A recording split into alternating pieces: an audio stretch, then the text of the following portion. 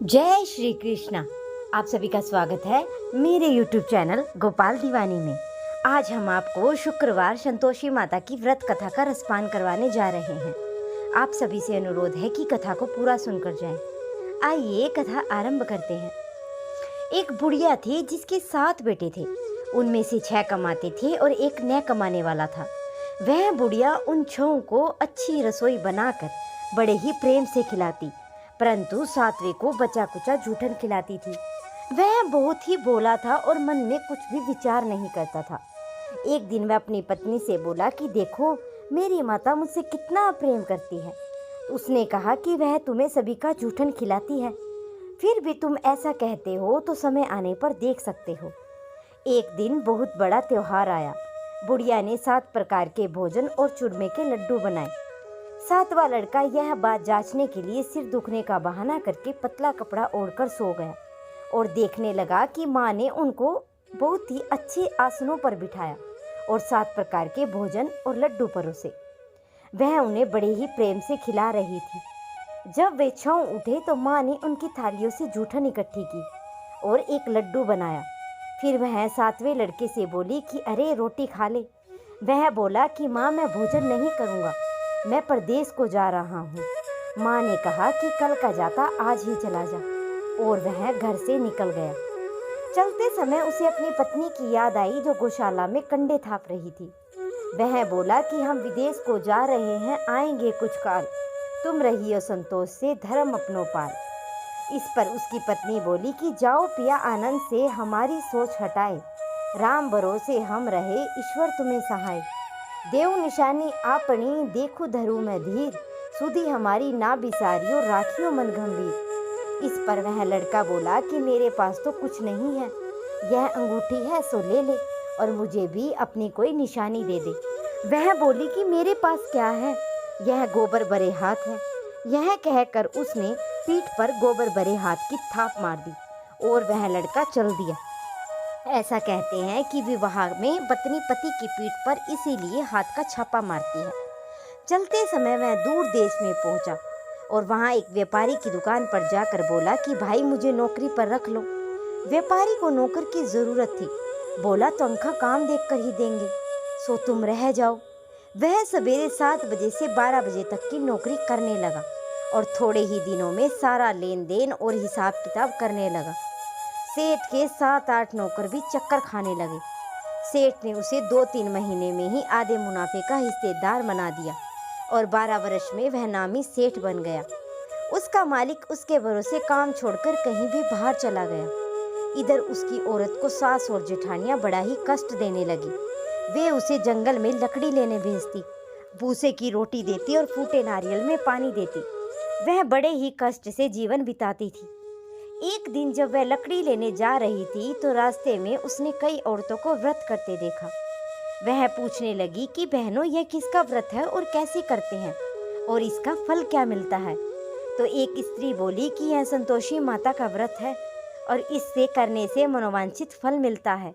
इससे गरीबी, मन की चिंताएं, राज के मुकदमे, कलह, रोग नष्ट हो जाते हैं। संतान, सुख, धन, प्रसन्नता, शांति, मन पसंद वर, वह बाहर गए हुए पति के दर्शन होते हैं। उसने उसे व्रत करने की सारी विधि बता दी। उसने रास्ते में ही लकड़ियां बेच दी और गुड़ व चना ले लिया और व्रत की तैयारी करने लगी। उसने सामने एक मंदिर देखा और पूछने लगी कि यह मंदिर किसका है। वह कहने लगे कि यह संतोषी माता का मंदिर है। वह मंदिर में गई और माता के चरणों में लौटने लगी। वह दुखी होकर विनती करने लगी कि माँ, मैं अज्ञानी हूँ, मैं बहुत दुखी हूँ और मैं तुम्हारी शरण में हूँ, मेरा दुख दूर करो। माता को उस पर दया आ गई। एक शुक्रवार को उसके पति का पत्र आया और अगले शुक्रवार को उसके पति का भेजा हुआ धन मिला। अब तो जेठ और जेठानी सास नाक सिकुड़ के कहने लगे, अब तो इसकी खातिर बढ़ेगी, यह बुलाने पर भी नहीं बोलेगी। वह बोली कि पत्र और धन आवे तो सभी को अच्छा है, और उसकी आंखों में आंसू आ गए। वह मंदिर में गई और माता के चरणों में गिरकर बोली कि हे माँ, मैंने तुमसे पैसा कम मांगा था, मुझे तो अपना सुहाग चाहिए। मैं तो अपने स्वामी के दर्शन और सेवा करना मांगती हूँ। तब माता ने प्रसन्न होकर कहा कि जा बेटी, तेरा पति आवेगा, वह बड़ी प्रसन्नता से घर गई और घर का कामकाज करने लगी। उधर संतोषी माता ने उसके पति को स्वप्न में घर जाने की और उसकी पत्नी की याद दिलाई। तो उसने कहा कि माँ, मैं कैसे जाऊँ, परदेश की बात है, लेन देन का कोई हिसाब नहीं। माँ ने कहा कि मेरी बात मान, सवेरे नहा धोकर दंडवत करके मेरे नाम का दीपक जलाकर दुकान पर बैठना, और देखते ही देखते सारा लेन देन साफ हो जाएगा और धन का ढेर लग जाएगा। सवेरे उसने अपने स्वप्न की बात सभी से कही तो सभी दिल लगी उड़ाने लगे। वह कहने लगे कि कहीं सपने भी सत्य होते हैं। पर एक बूढ़े ने कहा कि भाई, जैसे माता ने कहा है वैसा करने में क्या डर है। उसने नहा धोकर माता को दंडवत करके घी का दीपक जलाया और दुकान पर जाकर बैठ गया। थोड़ी ही देर में सारा लेन देन साफ हो गया, सारा माल बिक गया और धन का ढेर लग गया। वह काफी प्रसन्न हुआ और घर के लिए सामान वगैरह खरीदने लगा। वह जल्द ही घर को रवाना हो गया। उधर बेचारी उसकी पत्नी रोज लकड़ियां लेने जाती और रोज संतोषी माता की सेवा करती। उसने माता से पूछा कि हे माँ, यह धूल कैसी उड़ रही है। माँ ने कहा कि तेरा पति आ रहा है, तू लकड़ियों के 3 बोझ बना ले, एक नदी के किनारे रख, एक यहाँ रख और तीसरा अपने सर पर रख ले। तेरे पति के दिल में इस लकड़ी के गट्ठे को देखकर मोह पैदा होगा। जब वह यहाँ रुक कर नाश्ता पानी करके घर जाएगा तब तू लकड़ियाँ उठाकर घर जाना और चौक के बीच में डालकर जोर जोर से 3 आवाज़ें लगाना। सासू जी, लकड़ियों का गट्ठा लो, बूसरे की रोटी दो और नारियल के खोपड़े में पानी दो, आज मेहमान कौन आया है। उसने माँ के कहे अनुसार सारा कार्य किया। वह तीसरा गट्ठर लेकर घर गई और चौक में डालकर कहने लगी कि सासू जी, लकड़ियों का गट्ठर लो, बूसे की रोटी दो, नारियल के खोपड़े में पानी दो, आज मेहमान कौन आया है। यह सुनकर सास बाहर आकर कपट भरे वचन और उसके दिए हुए कष्टों को भुलाने के लिए कहने लगी कि बेटी, तेरा पति आया है, आ मीठा भात खा और भोजन कर, कपड़े गहने पहन। अपनी माँ के ऐसे वचन सुनकर उसका पति बाहर आया और उसने अपनी पत्नी के हाथ में अंगूठी देखकर व्याकुल हो उठा। उसने पूछा कि माँ, यह कौन है। तब माँ ने कहा कि यह तेरी बहू है, आज 12 वर्ष हो गए, यह दिन भर घूमती फिरती रहती है, काम काज कुछ करती नहीं और तुझे देखकर नखरे करती है। वह बोला कि मैंने तुझे भी देख लिया और इसे भी देख लिया, अब मुझे दूसरे घर की चाबी दे दो, मैं उसमें ही रहूँगा। माँ ने कहा कि ठीक है, जैसी तेरी मर्जी, और उसने चाबियों का गुच्छा पटक दिया।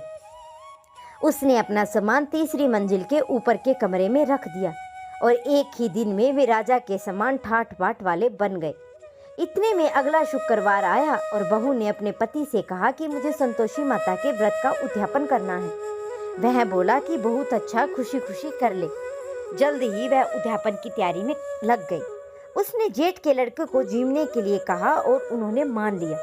पीछे से जेठानियों ने अपने बच्चों को सिखा दिया कि तुम खटाई मांगना और जिससे उसका उद्यापन पूरा न हो। लड़कों ने जीम कर खटाई मांगी तो बहू कहने लगी कि भाई, खटाई किसी को नहीं दी जाएगी, यह तो संतोषी माता का प्रसाद है। लड़के खड़े हो गए और बोले कि पैसा लाओ। वह बोली कुछ भी नहीं समझ सकी कि उनका क्या भेद है और उसने पैसे दे दिए। वे इमली की खटाई मांगकर खाने लगे। इस पर संतोषी माता ने उस पर काफी रोष किया और राजा के दूत उसके पति को पकड़कर ले गए। वह बेचारी बड़ी ही दुखी हो गई और रोती हुई माता के मंदिर में गई और उनके चरणों में गिरकर कहने लगी कि माता, यह क्या किया, हंसाकर अब तू मुझे रुलाने लगी। माता बोली कि पुत्री, मुझे बहुत दुख है, तुमने अभिमान करके मेरा व्रत तोड़ा है और इतनी जल्दी सब बातें भुला दी। वह कहने लगी कि माता, मेरा कोई अपराध नहीं, मुझे तो लड़कों ने भूल में डाल दिया है, मैंने तो भूल से उन्हें पैसे दे दिए। माँ, मुझे क्षमा करो, मैं तुम्हारा दोबारा उद्यापन करूँगी। माता बोली कि जा पति, तेरा पति तुझे रास्ते में आता हुआ मिलेगा। उसके पूछने पर वह बोला कि राजा ने मुझे बुलाया था और मैं उससे मिलने गया था। वो फिर घर चले गए। कुछ दिनों बाद फिर से शुक्रवार आया और दोबारा पति की आज्ञा से उद्यापन करने लगी। उसने फिर से जेठ के लड़कों को बुलवा दिया और जेठानियों ने फिर वही बात सिखा दी। वह भोजन की बात पर खटाई मांगने लगे। उसने कहा, खटाई किसी को नहीं दी जाएगी, आना हो तो आओ वरना मत आओ। यह कहकर वह ब्राह्मण के लड़कों को भोजन कराने लगी। यथाशक्ति उन्हें दक्षिणा दी। संतोषी माता उस पर बड़ी ही प्रसन्न हुई। माता की कृपा से 9वें मास में उसे एक चंद्रमा के समान सुंदर पुत्र हुआ। वह रोजाना उस पुत्र को लेकर मंदिर में जाने लगी। एक दिन संतोषी माता ने सोचा कि यह तो रोज आती है, क्यों ना मैं ही आज इसके घर चलूं और इसका सासरा देखूं। यह सोचकर मां ने एक भयानक रूप बनाया। गुड़ व चने से सना मुख, ऊपर सूंड के समान होठ, जिन पर मक्खियां बिन बिना रही थी। इसी सूरत में वह उसके घर गई और देली में पांव रखते ही वह सास से बोली कि देखो कोई डायन आ रही है, इसे भगाओ नहीं तो यह किसी को खा जाएगी। लड़के भागकर खिड़की बंद करने लगे और 7वें लड़के की बहू खिड़की से देख रही थी। वह वहीं से चिल्लाने लगी कि आज मेरी माता मेरे घर आई है। यह कहकर उसने बच्चे को दूध पीने से हटाया। इतने में उसकी सास बोली कि पगली किसे देखकर इतनी उतावली हुई है जो बच्चे को भी पटक दिया। इतने में संतोषी माता के प्रताप से वहां पर लड़के ही लड़के नजर आने लगे। वह बोली कि सासू जी, मैं जिनका व्रत करती हूँ यह वो ही संतोषी माता है। यह कहकर उसने सारी खिड़कियां खोल दी। सब ने संतोषी माता के चरण पकड़ लिए और विनती करके कहने लगे कि हे माता, हम मूर्ख हैं, अज्ञानी हैं, पापिन हैं। तुम्हारे व्रत की विधि हम नहीं जानते। तुम्हारा व्रत भंग करके हमने बड़ा ही अपराध किया है। हे जगत माता, आप हमारे अपराधों को क्षमा करो।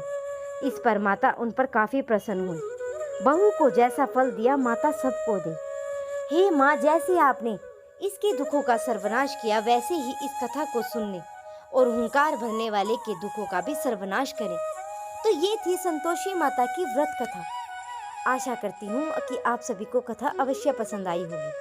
अगर आप सभी को कथा पसंद आई है तो मेरे चैनल को सब्सक्राइब कर लीजिए, वीडियो को लाइक कर दीजिए और शेयर करना ना भूलिए।